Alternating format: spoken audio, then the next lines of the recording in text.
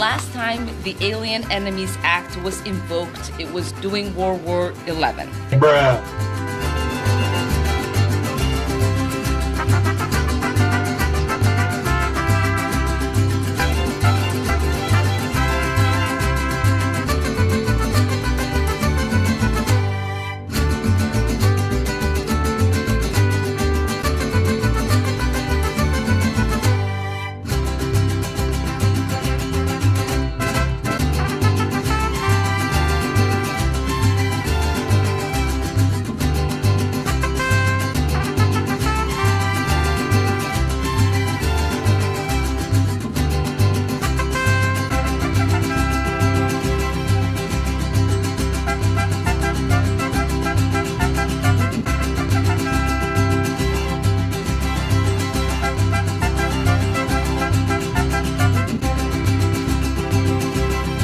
Gun control doesn't just save Democrats' lives, it also saves Republican lives. You'd think we'd be at a point now where we could call for some common sense legislation, but I don't know.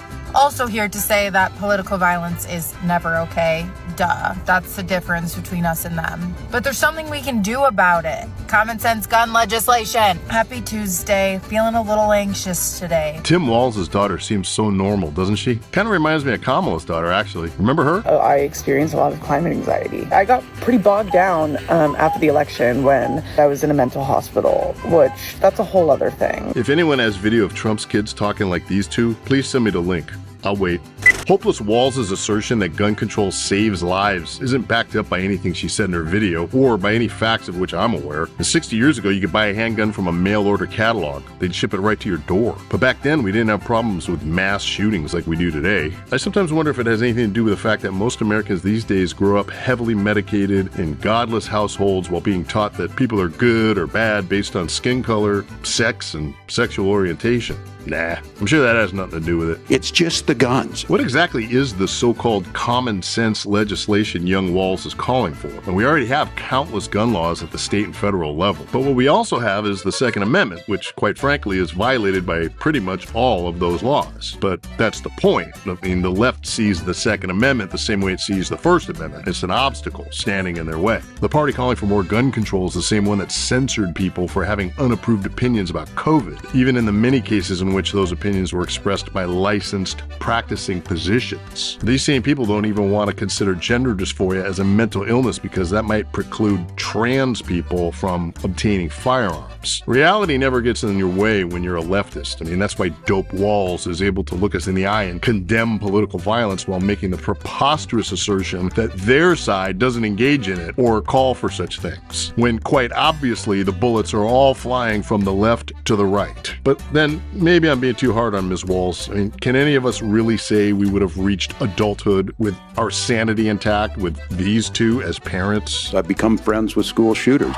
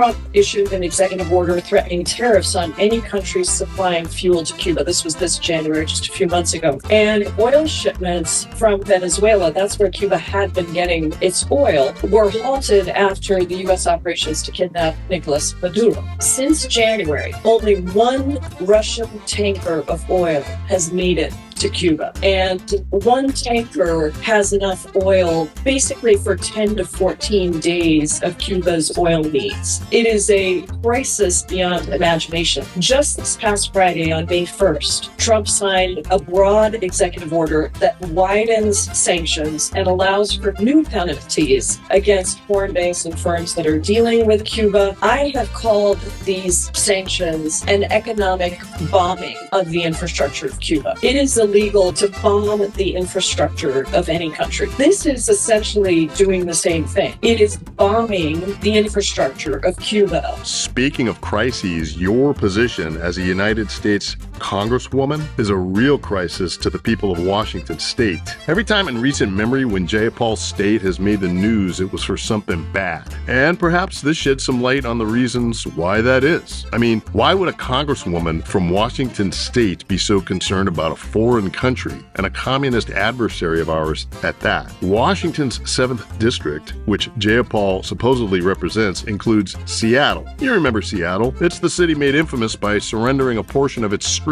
to anarchists. But don't worry, everything's under control there now, so Jayapal is focusing on the needs of Cubans. Trump is bombing Cuba's infrastructure without actually dropping any bombs. That doesn't make sense. As I've said before, today's Democrats are actually communists. And here we see a so-called Democrat expressing concern for a communist country's infrastructure. Notice she also characterized the arrest of Maduro as a kidnapping, as if we're holding him for ransom rather than incarcerating him while he awaits standing trial. And Trump's busy taking care of the business of the American people by way of crippling our enemies. Democrats hate that kind of stuff. Whatever he's for, they're against. And since Trump's policy is America first, that means Democrats' policy is America last. Anyway, if you live in Washington's 7th District, ask not what your Congresswoman can do for you. Ask what your Congresswoman can do for America's enemies. And keep voting blue, you dummies.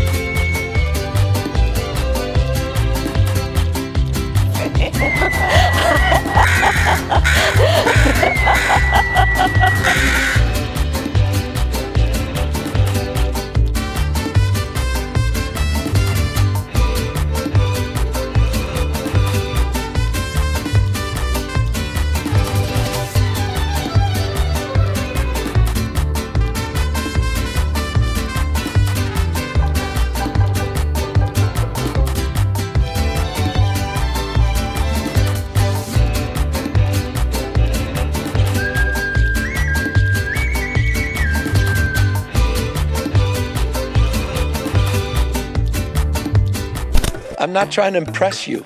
I'm just trying to impress upon you. I'm like you. I'm no better than you. You know, I'm a 960 SAT guy. and I'm not trying to offend anyone, trying to act all there if you got 940.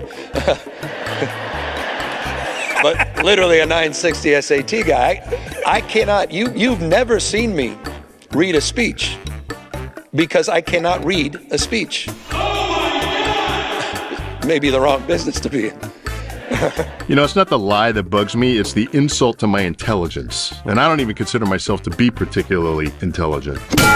Gavin Newsom wants us to believe that he got a college education, founded a boutique winery, served on the San Francisco Board of Supervisors, became mayor of San Francisco, lieutenant governor, and then governor of California, but he can't read. You know, we're all works in progress. In this clip, Newsom was talking to a black audience, and the focal point of his attempt to relate to black Americans is essentially to say he's a dumbass. He's illiterate. Everything about him is dumb. And the crowd seemed to eat it up. I mean, when you're a Democrat, it doesn't matter if you're the epitome of what their party likes to call white privilege, and it doesn't matter if you insult a black audience by implying that they're not very smart. It's enough just to be a Democrat. It's really remarkable to see just how profoundly brainwashed so many Democrat voters are. It's the basis of the vote blue no matter who meme. Frankly, I'm not as confident as many people seem to be that greasy Gavin Newsom will never become president. I'd like to be confident he won't become president, but the problem is I'm aware of the fact that we just voted out an obviously corrupt, kid-sniffing, walking corpse who couldn't find his way off a stage from the earliest days of his presidency. I also recall that we then narrowly avoided having a bag of bumper stickers and high heels become the first black female president. This was the person who had become the first black female vice